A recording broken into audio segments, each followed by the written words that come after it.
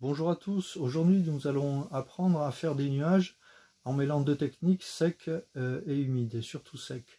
Dans le premier exercice, comment débuter à l'aquarelle, nous avons vu comment faire des paysages de ce type-là, vous voyez, où les nuages sont, il n'y a pas de contour net, les contours sont flous, donc ça fait cet effet-là. Aujourd'hui nous allons apprendre à faire des contours nets autour des nuages, et après on pourra les décliner, je vous montrerai dans la deuxième partie de la vidéo, avec des couleurs. Donc nous allons préparer notre petite feuille avec du scotch tout autour et un scotch pour l'horizon. Je vous reporte à la première vidéo pour vous montrer comment mettre le scotch en le collant bien pour éviter que ça arrache le papier. Donc là on va le faire en temps réel. Je vous expliquerai un petit peu plus les pinceaux tout à l'heure pendant que ça séchera, la différence des types de pinceaux. Donc là on va le faire en temps réel, vous allez voir, vous avez besoin de vous armer juste de votre boîte d'aquarelle, de votre pinceau moyen et un pinceau un petit peu plus fin, et surtout de sopalin que vous allez plier comme ça. Voilà, vous allez comprendre pourquoi en faisant l'exercice. Donc là je prends de l'eau claire et je mouille abondamment pour obtenir, alors vous pouvez mouiller le papier auparavant si vous voulez, ça permet de faire des essais. Là comme c'est une petite surface, vous voyez que je peux aller assez vite, ça ne va pas. Voilà, des grandes surfaces, il vaut mieux mouiller d'abord, mais vous voyez que là je peux remplir la surface. Voilà. Donc là j'ai le fond. Donc là je suis sur un fond humide, c'est encore humide, vous voyez ça luit avec la lumière. Là je prends mon sopalin que j'ai plié comme ça auparavant pour faire une ligne horizontale, pardon, c'est le bas du nuage. Le sopalin va retirer de la peinture. Et ensuite, en faisant des petits bouts comme ça avec le sopalin, je vais sculpter le nuage en retirant de la peinture. Et à ce moment-là, le blanc du papier, vu que l'aquarelle n'est pas encore sèche, le blanc du papier va réapparaître. Donc à chaque fois, je peux tourner mon sopalin pour éviter de véhiculer de la couleur. Voilà. Et si je veux faire très fin même, je peux utiliser, si vous voulez, ça peut être un coton-tige, hein, pourquoi pas, ça permet comme ça de retirer de la couleur. Donc là, comme mon bleu, mon gris de pen exactement, est toujours humide, je peux toujours enlever. Au bout d'un moment, ça va sécher. Donc là, j'attends que ça sèche et on va, soit vous attendez, je préfère naturellement, soit vous pouvez le faire au sèche-cheveux, mais attention de ne pas disperser. Moi, pour aller plus vite pour la vidéo, je vais le faire au sèche-cheveux.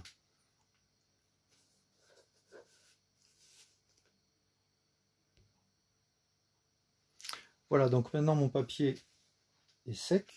Je mouille tout mon nuage avec de l'eau claire uniquement dans la zone de mon nuage que j'ai éclairci. Voilà. Et une fois que j'ai toute cette zone humide, je prends un pinceau un petit peu plus fin et je vais déposer de la couleur uniquement sur le bas, vous voyez? Parce que les nuages ont tendance à être plus dans l'ombre en bas, puisqu'ils sont éclairés par le haut. Et donc plus éclairés. Voilà. Et à ce moment-là, je vais obtenir des effets. Je peux même jouer avec l'eau. Vous voyez, regardez comme ça ondule. Et ça va donner un aspect un petit peu vaporeux, comme ça, et cotonneux du nuage. Donc vous voyez, ça donne ça une fois sec, ce nuage-là. Ça va donner ça une fois sec. Ah, ça perdra en intensité, c'est sûr, hein, parce que dès que l'aquarelle n'est plus humide, elle perd un petit peu de sa brillance. Vous remarquerez que là, celui-là, je l'ai fait hier en temps normal, donc j'ai fait sécher naturellement. Il n'y a aucune marque, hein, très peu. Alors que là, au sèche-cheveux, ça fait des petites marques. Donc méfiez-vous quand même du sèche-cheveux. Donc une fois que l'eau est sec, ben, vous pouvez enlever le petit, pardon, excusez-moi, le petit scotch pour avoir notre effet de mer comme ça, très légère. Vous en souvenez, on l'a vu dans la première vidéo. Donc là, on va le refaire. Voilà.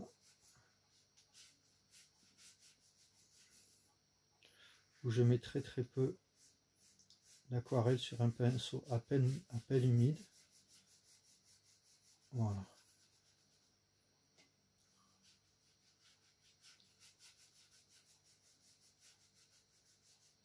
et j'obtiens mon petit paysage exactement de la même manière que celui-ci. Après, vous pouvez rajouter des petits traits comme ça en diagonale pour faire comme si c'était une course de bateau. Maintenant, on va regarder comment faire des nuages, mais avec de la couleur cette fois-ci. Alors, étape numéro 1, vous prenez votre pinceau et vous allez mettre une couleur très très douce. On va prendre du carmin. Vous voyez, le carmin, c'est proche de la primaire. Du carmin assez dilué, une petite zone, pas trop forte, dilué un petit peu. Voilà, une petite zone, pas trop forte, mais c'est ça qui va donner de la teinte à l'arrière-plan. Voilà, c'est pas trop fort non plus, donc vous diluez comme ça. Voilà. Et là, vous laissez bien sécher. Donc là, pareil, j'ai préparé l'exercice avant. Donc, une fois sec, ça va perdre de l'intensité, ça va donner ça. D'accord, le numéro 2. On ne peut jamais obtenir exactement les mêmes effets, mais ça fait ça. Donc une fois que le 1 est sec, vous attaquez à l'étape 2. L'étape 2, c'est la même chose que le précédent exercice, mais au lieu que le support soit blanc, le support est coloré. Donc là, je reprends mon grit pen.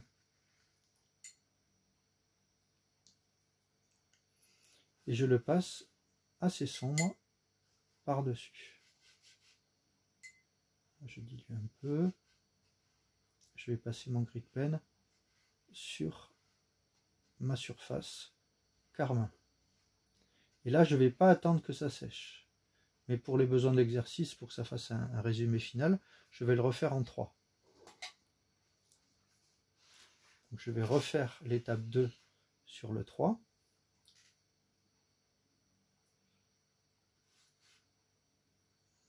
Voilà.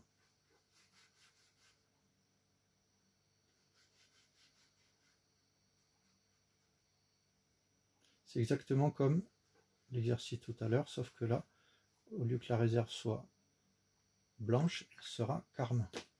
Ensuite, je reprends un sopalin propre et je vais faire mon petit nuage. Donc là, pareil, je plie mon sopalin comme ça pour avoir un effet très droit sur le bas.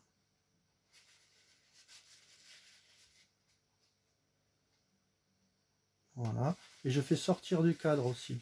Comme ça donnera plus d'ampleur au nuage. On aura l'impression qu'il vient de plus loin, qu'il sort du cadre. Voilà, par petites touches, je sculpte mon nuage. On va le finir par exemple au coton-tige. Pour retirer de la peinture. Voilà.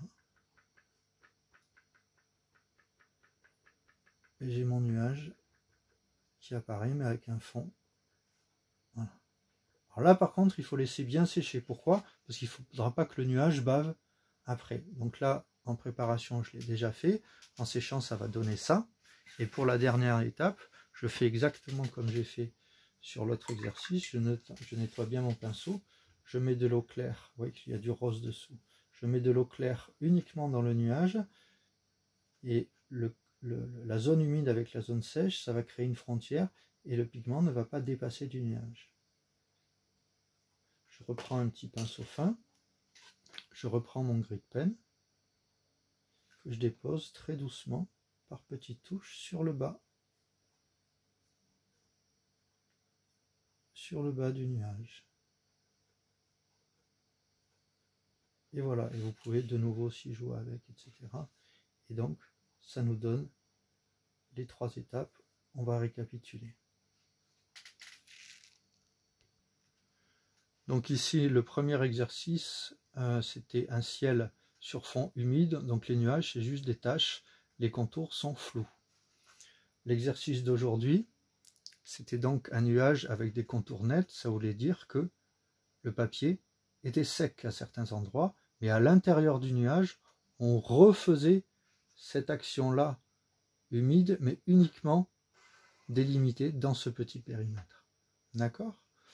Et là, petit récapitulatif. Donc, petit 1, vous faites votre fond coloré. Alors ça peut être carmin, ça peut être jaune dégradé, ocre, bleu, vert, toutes les couleurs que vous voulez. Étape numéro 2, vous posez votre grit pen et avant qu'il ne sèche, vous passez tout de suite au 3 avec le sopalin où vous tapotez un coton-tige pour libérer de la réserve qui n'est plus blanche comme ça, mais qui est carmin. Et par contre là, vous attendez bien que ça sèche.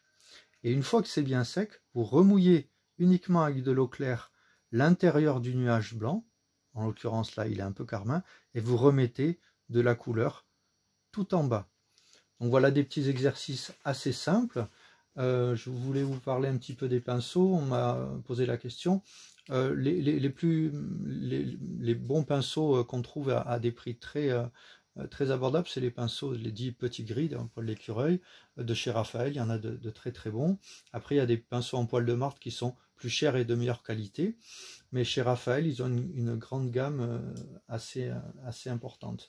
Moi en l'occurrence là, moi j'ai une marque qui s'appelle Escoda, enfin, j'en ai d'autres, là c'est Raphaël.